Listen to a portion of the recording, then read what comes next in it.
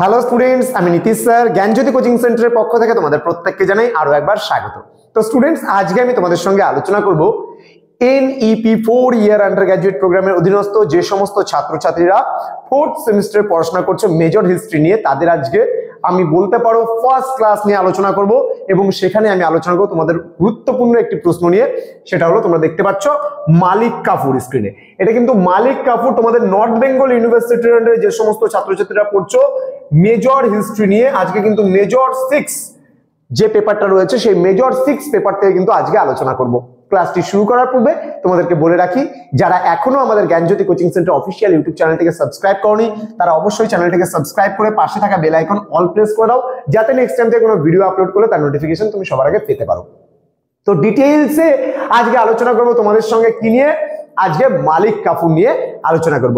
চলো শুরু করছি আজকের ক্লাসটা। তো প্রথমত আমি বলবো মালিক কাফুরের পরিচয় সম্পর্কে আলোচনা করব। কে ছিলেন মালিক কাফুর? দেখো, প্রথমত আমি বেসিক কিছু পয়েন্টস তুলে ধরছি। মালিক কাফুর ছিলেন আলাউদ্দিন খলজির কিন্তু সেনাপতি বা আলাউদ্দিন খিলজির সেনাপতি। তাহলে মালিক কাফুর কে ছিলেন? আলাউদ্দিন খলজির কিন্তু সেনাপতি ছিলেন মালিক কাফুর, এবং তিনি কিন্তু প্রথম জীবনে কিন্তু হিন্দু ছিলেন, এবং আলাউদ্দিন খলজি কিন্তু তাকে কি করেছিলেন, একজন কৃতদাস মানে হিসাবে কিন্তু তাকে ক্রয় বা কিনে নিয়ে এসেছিলেন। তাহলে কৃতদাস বলতে আমরা কি যুদ্ধবন্দী বলতে পারি, আমরা বিভিন্ন ক্ষেত্রে ঋণজনিত কৃতদাস, আমরা নিচু ক্লাসে কিন্তু কৃতদাস কি করে সৃষ্টি হয় সেটা কিন্তু অলরেডি আমরা পড়েছি, ঠিক আছে? তো এখানে আমরা কিন্তু কি করছি, বলছি যে কৃতদাস জীবন হিসাবে কিন্তু মালিক কাফুর তার জীবনটা শুরু করেছিল, অর্থাৎ সেখান থেকে কিন্তু আলাউদ্দিন খিলজি যে ছিল, আলাউদ্দিন খলজি তাকে ক্রয় করে নিয়ে এসেছিলেন বা কিনে নিয়ে এসেছিলেন। কাকে? মালিক কাফুরকে কিন্তু ক্রয় করে নিয়ে এসেছিলেন এবং দিল্লির দরবারে কিন্তু তাকে উপস্থিত করেছিলেন, ঠিক আছে? তো দিল্লির সুলতান আলাউদ্দিন খলজি কি বলছে, 1297 খ্রিস্টাব্দে গুজরাট অভিযান করে সেখান থেকে প্রচুর ধন সম্পদ দিল্লিতে নিয়ে আসেন, এবং সেই সময় কিন্তু যখন এই তোমার কি বললাম যে গুজরাট অভিযান করে যখন প্রচুর ধন সম্পদ নিয়ে দিল্লিতে ফেরেন, ঠিক সেই সময় কিন্তু কি করেছিল, মালিক কাফুরকেও কিন্তু সঙ্গে করে নিয়ে দিল্লিতে এসেছিল। তাহলে কি বললাম এই স্লাইডিংটার মাধ্যমে? এই স্লাইডে আমরা বললাম যে মালিক কাফুর ছিলেন আলাউদ্দিন খলজির সেনাপতি, তিনি হিন্দু ছিলেন, তিনি প্রথম জীবনে কৃতদাস ছিলেন, এবং আলাউদ্দিন খলজি যখন কি গুজরাট অভিযান করে প্রচুর ধন সম্পদ নিয়ে যখন দিল্লিতে ফেরেন, ঠিক সেই সময় কিন্তু মালিক কাফুরকেও কিন্তু দিল্লির দরবারে এনে উপস্থিত করেন। ক্লিয়ার? নেক্সট আমরা চলে আসবো পরবর্তী স্লাইডে। আলাউদ্দিনের সেনাপতি ছিল মালিক কাফুর, তাই না? আমরা আলাউদ্দিনের সেনাপতি মালিক কাফুর এখানে বলছে, মালিক কাফুরকে দিল্লিতে আনার পর কিন্তু অল্পকালের মধ্যে কিন্তু তিনি নিজ প্রতিভা ও দক্ষতার পরিচয় দিয়ে আলাউদ্দিনের দৃষ্টি আকর্ষণ করেন। অর্থাৎ মালিক কাফুর কিন্তু কাজে কর্মে যথেষ্ট পারদর্শী ছিল। এবার যেহেতু তিনি পারদর্শী ছিল, সেহেতু আমরা কি করি, সাপোজ মনে করো যে স্মার্ট হবে, যে ভালো হবে, তাকে কিন্তু আমরা চট করে আমরা নিয়ে চলে আসি। ঠিক একইভাবে কিন্তু আলাউদ্দিন খলজিকে কিন্তু আমরা আলাউদ্দিন খলজি মালিক কাফুরকে কিন্তু ধীরে ধীরে প্রমোশন দিয়েছিল, অর্থাৎ তার পদমর্যাদা হয়েছিল। এখানে বলা হয়েছে মালিক কাফুরকে দিল্লিতে আনার পর অল্পকালের মধ্যেই তিনি কিন্তু নিজ প্রতিভা ও দক্ষতার পরিচয় দিয়ে কিন্তু আলাউদ্দিনের দৃষ্টি আকর্ষণ করেন। ফলে দ্রুত গতিতে তার কিন্তু পদোন্নতি ঘটতে থাকে। আমি ওই যে কি বললাম যে প্রমোশন, অর্থাৎ আমরা সবসময় আমাদের যদি মনে করো যারা স্টাফ থাকে তারা যদি খুব ভালো যদি কাজ করে, তাহলে কিন্তু আমরা তাকে খুব তাড়াতাড়ি প্রমোশন দিই। একইভাবে গভর্নমেন্টও কিন্তু যে কাজ ভালো করে তাকে প্রমোশন দেয়। পুলিশদের মধ্যে দেখবা এই জিনিসটা হয়, তাই না? যারা পুলিশের চাকরি করে তাদের ক্ষেত্রে কিন্তু যে যত ভালো কাজ থাকবে তার প্রমোশন কিন্তু তত তাড়াতাড়ি কিন্তু হয়, তাই না? তো ঠিক একইভাবে কিন্তু মালিক কাফুরের কিন্তু প্রমোশন হয়েছিল বা পদোন্নতি হয়েছিল। কি বলছে, তিনি আলাউদ্দিনের অন্যতম সেনাপতি হিসেবে বিভিন্ন অভিযানে যথেষ্ট যোগ্যতার পরিচয় দেন। তার মানে কি, যথেষ্ট যোগ্যতার পরিচয় দিয়েছিল কে? তোমার হচ্ছে মালিক কাফুর। অর্থাৎ আলাউদ্দিন খলজির সঙ্গে কিন্তু বিভিন্ন অভিযানে তিনি সামিল হয়েছিলেন এবং যথেষ্ট ভাবে কিন্তু তিনি আলাউদ্দিন খলজি কিন্তু সহযোগিতা করেছিলেন মালিক কাফুর। কি বলছে, তার নেতৃত্বে সুলতানি বাহিনী দাক্ষিণাত্যের দেবগিরি, বরঙ্গল, দ্বার সমুদ্র প্রভৃতি অঞ্চল কিন্তু দখল করেছিল। এবার ধীরে ধীরে আমরা বিভিন্ন যে অভিযানগুলো ছিল মালিক কাফুর আলাউদ্দিন খলজির যে সেনাপতি, তার যে বিভিন্ন অভিযানগুলো, সেই অভিযানগুলো সম্পর্কে কিন্তু আমরা ধাপে ধাপে এখন জানবো, ঠিক আছে? ওকে, এখানে কি বলছে দাক্ষিণাত্য অভিযানে কি ভূমিকা নিয়েছিল সেটা আমরা একটু দেখে নিই। বলছে মালিক কাফুরের সেনাপতি হিসাবে অত্যন্ত দক্ষতার সঙ্গে কিন্তু দাক্ষিণাত্যে আলাউদ্দিনের বিভিন্ন অভিযানে কিন্তু নেতৃত্ব দিয়েছিলেন। দাক্ষিণাত্য বলতে আমরা কি বুঝি?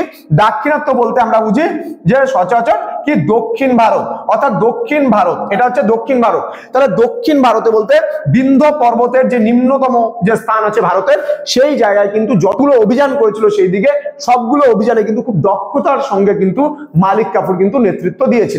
বোঝা গেল? নেক্সট স্লাইডিং আমরা চলে আসবো। এখানে হচ্ছে দেবগিরি অভিযান।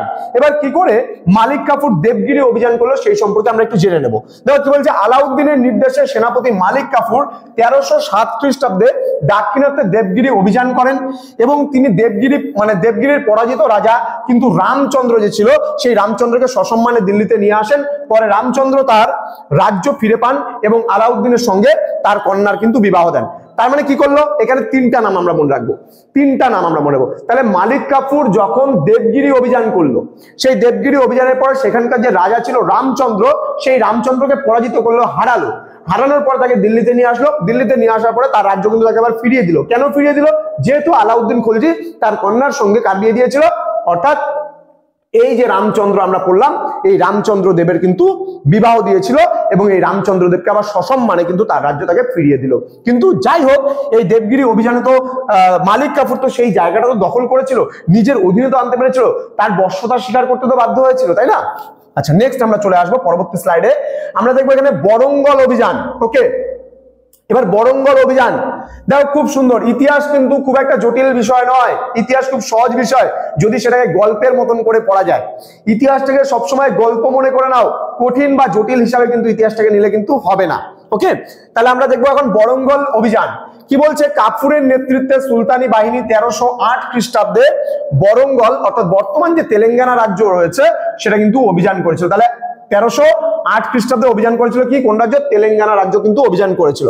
বরঙ্গলের পরাজিত রাজা প্রতাপ রুদ্রকে, সুলতানকে প্রচুর ধন সম্পদ, হাতি, ঘোড়া প্রভৃতি প্রদান করেন এবং বার্ষিক কর প্রদানের অঙ্গীকার করেন। তাহলে যখন কি বললাম, এখানে নামটা মনে রাখবা, প্রতাপ রুদ্র। প্রতাপ রুদ্র আমরা বরঙ্গলের রাজা প্রতাপ রুদ্রকে পরাজিত তো করলো, কিন্তু আলাউদ্দিন খলজি যে সেনাপতি ছিল মালিক কাফুর যখন পরাজিত করলো, তখন তিনি বললো আমার রাজ্য আমাকে ফিরিয়ে দিন, তার বিনিময়ে আমি আপনার বর্ষতা স্বীকার করে নিচ্ছি এবং আপনাকে আমি বার্ষিক কি করব, বার্ষিক কর প্রদান করবো, ট্যাক্স দেব, আমি প্রচুর ধন সম্পদ দেব, আমি হাতি দেব, ঘোড়া দেব, এই সমস্ত প্রদান করবে এবং তার এগেনস্টে তার বিনিময়ে কিন্তু কি করবে বলেছিল যে তার রাজ্য তাকে ফিরিয়ে দেবে। কাকে? প্রতাপ রুদ্রদেবকে। Clear concept? নেক্সট আমরা চলে আসবো পরবর্তী স্লাইডে। এখানে বলছে হৈসল অভিযান। হৈসল অভিযান জানবো। এবার পরের বছর অর্থাৎ 1310 খ্রিস্টাব্দে, কাফুর 1310 খ্রিস্টাব্দে দাক্ষিণাত্যের কিন্তু দ্বার সমুদ্র বা হৈসল রাজ্য কিন্তু অভিযান করেন। তাহলে দাক্ষিণাত্যের যে রাজ্য কি বললাম, হৈসল, মানে হৈসল রাজ্য, যেটাকে আমরা কি বলছি এখানে দ্বার সমুদ্র বলছি, সেটা কিন্তু অভিযান করেছিল। এবং অভিযান করে আমরা কি দেখতে পাই, যে হৈসলের যে পরাজিত রাজা ছিল তৃতীয় তোমার বীরবল লাল, এই বীরবল লাল সুলতান আলাউদ্দিনকে প্রচুর ধন সম্পদ, হাতি, ঘোড়া প্রভৃতি প্রদান করেন এবং বার্ষিক কর প্রদানের বিনিময়ে কিন্তু অঙ্গীকার করেন। তাহলে এই রাজ্যটাও, যে বরঙ্গল যে রাজ্য ছিল, সেই রাজ্য একইভাবে কিন্তু কি করলো, প্রচুর ধন সম্পদ দিতে রাজি হয়ে গেল, হাতি, ঘোড়া এগুলো দিতে রাজি হয়ে গেল এবং বার্ষিক কিন্তু কর প্রদান করতেও সম্মত হলো, যার জন্য কিন্তু তার রাজ্য সে আবার ফিরে পেল তৃতীয় বীরবল লাল। নেক্সট আমরা জেনে নেব পরবর্তী স্লাইডে কি রয়েছে। এখানে পাণ্ড্য অভিযানের সম্পর্কে আমরা একটু জেনে নেব। পাণ্ড্য অভিযান এবার পরের বছর অর্থাৎ 1311 খ্রিস্টাব্দে কাফুর কি করলো, তোমার 1311 খ্রিস্টাব্দে শুধু দাক্ষিণাত্যের পাণ্ড্য রাজ্য, আমি কি বললাম প্রথমেই যে এখানে ভারতের যে নিম্নতম যে দক্ষিণ ভারত যে ছিল, সেই দক্ষিণ ভারতের বিভিন্ন জায়গাগুলোকে কিন্তু মালিক কাফুর কিন্তু, মানে মালিক কাফুরের সুদক্ষ নেতৃত্বে কিন্তু এই জায়গাগুলো দখল করেছিল বা এই জায়গার যে রাজারা ছিল তাদের কিন্তু পরাজিত করেছিল। তো পাণ্ড্য রাজ্য অভিযান করেছিল। এবার আমির খুসরো একটা কথা বলেছেন তার গ্রন্থে, তিনি বলছেন মালিক কাফুর এই রাজ্য থেকে 2750 পাউন্ড সোনা, বিপুল পরিমাণ মণিমুক্তা, 5000 ঘোড়া এবং 512টি হাতি কিন্তু দিল্লিতে নিয়ে এসেছিল। তাহলে প্রচুর ধন সম্পদ এই পাণ্ড্য রাজাদের থেকে কিন্তু দখল করে কিন্তু কে নিয়ে আসলো, মালিক কাফুর কিন্তু দিল্লির দরবারে এনে উপস্থিত হলো। ঠিক আছে, নেক্সট আমরা জেনে নেব কি বলেছে। নেক্সট এখানে রয়েছে, বলছে মালিক কাফুর খুবই উচ্চাকাঙ্ক্ষী ছিল। উচ্চাকাঙ্ক্ষী বলতে গেলে আমরা কি বুঝতেছি এখানে, যে মালিক কাফুর খুব উচ্চাকাঙ্ক্ষী ছিল। ঠিক আছে, উচ্চাকাঙ্ক্ষী মানে কি, তার অনেক বড় বড় ভাবনা চিন্তা ছিল। তাহলে মালিক কাফুর ছিলেন খুবই উচ্চাকাঙ্ক্ষী। পরবর্তীকালে বিভিন্ন কৌশলে তিনি আলাউদ্দিনের ওয়াজির বা মন্ত্রিত্ব পদ লাভ করেছিল। তাহলে তিনি প্রথমে প্রধান সেনাপতি ছিল, কিন্তু পরবর্তীকালে তিনি কি করলো, পরবর্তীকালে কিন্তু তিনি প্রধানমন্ত্রী বা ওয়াজির পদও কিন্তু লাভ করলো। তো আলাউদ্দিনের মৃত্যুর পর তার শিশুপুত্র শিহাবুদ্দিন ওমরকে কিন্তু সিংহাসনে বসিয়ে মালিক কাফুর সমস্ত ক্ষমতা যে ছিল সেই সমস্ত ক্ষমতা কিন্তু নিজের হস্তগত করে নিয়েছিল।